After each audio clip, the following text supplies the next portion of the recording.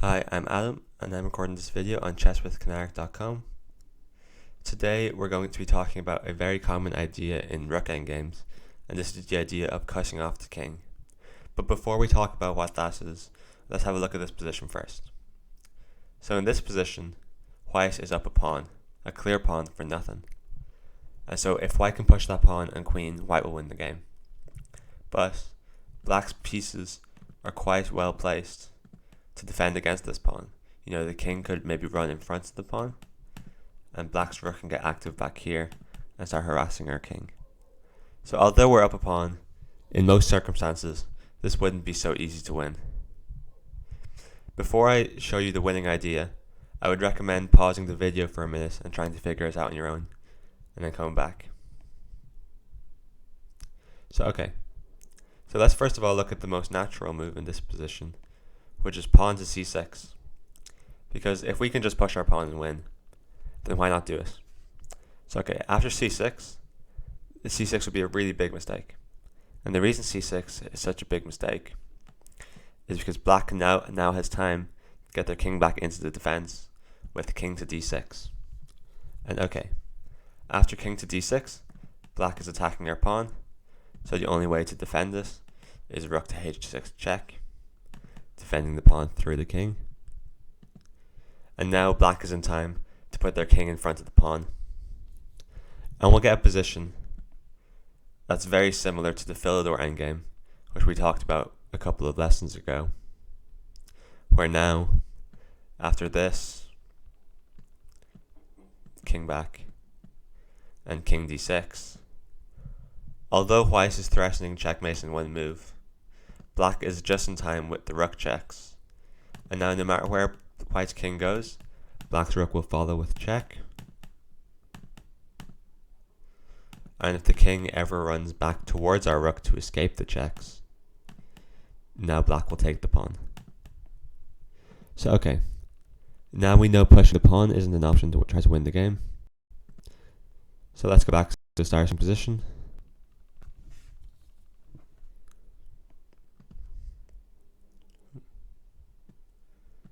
So we'll go back to our first position, which was like this. So now we know that if we make a move like pawn to c6, black's king gets to come back and defend in time. It's also important to note, if we make a random move that does nothing, like rook h2, just as a random example, just passing our turn, now again, black's king will get back in front of the pawn, and this will be a draw. So now we know the idea is we need to stop black's king from getting back in front of the pawn. So this is where the idea of cutting off the king comes in. So we play the move rook to d1, and this cuts the king off because now the king can never cross the d line. It's completely cut off from accessing that part of the board. So this means that black's king will be totally helpless in defending against the c pawn, because the king just can't move in front of us. Black's king is restricted to playing in this half of the board, and this isn't a very useful place to be. Now we have our winning position, but now we need to win it. So if black makes a random move, like rook to a8, now we could just play a move like c6, can't draw arrows, c6, and then we advance our king. So if we're able to move up our king and our pawn together, we should just do that. But let's say black is a little bit tougher and plays the move rook to c8. Now we can't push the pawn because black would just take us. So we have to find a new winning plan.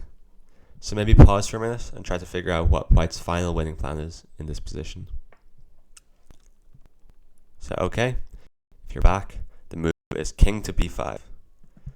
And the idea of king to b5 is very simple. The idea is now our king supports the pawn push. So now if we want, we can push that pawn. So again, as always, if black ever just makes a random not useful move like rook here, we just push the pawn. So with this in mind, black has to keep checking with rook b8. And we continue moving forwards, because if we went back to c4, black could just go back to c8, and we'd have the exact same position as we just had. So okay, in this position, king c6 and king a6 are both winning ideas, but for our purposes, we'll just look at king c6. So okay, as always, if black makes a random move, we can just move our king and our pawn together. So king c7 and then pawn c6.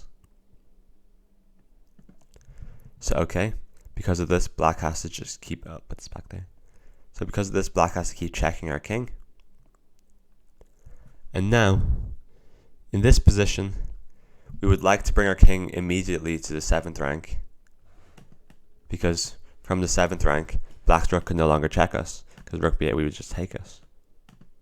But the problem with king b7 immediately is after king b7, black just takes our pawn on c5, and the game will be equal, because we will have lost our pawn. So because of this, we can do a little zigzag maneuver, where we start with the move king b6, and after rook b8, we go king c7. And now black has no more checks, and our next move is pawn to c6. So after the moves rook b2, c6, we'll say rook c2, king b7, we do the same zigzagging maneuver again with king b7, then king c8. And now, after black attacks the pawn with rook c2,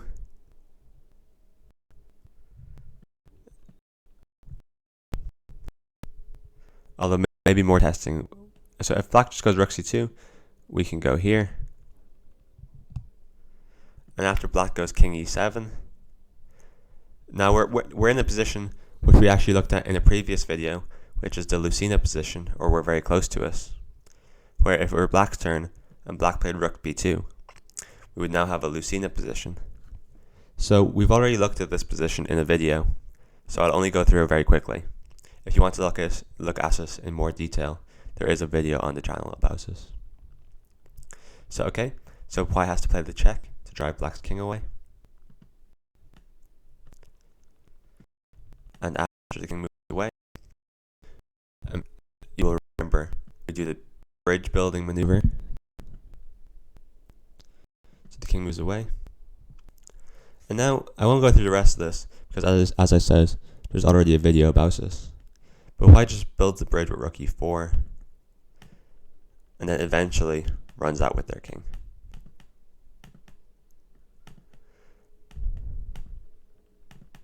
And we see the same zigzagging maneuver. So eventually you block. So okay. Thank you very much for watching this video. This was about cussing off the king, and goodbye.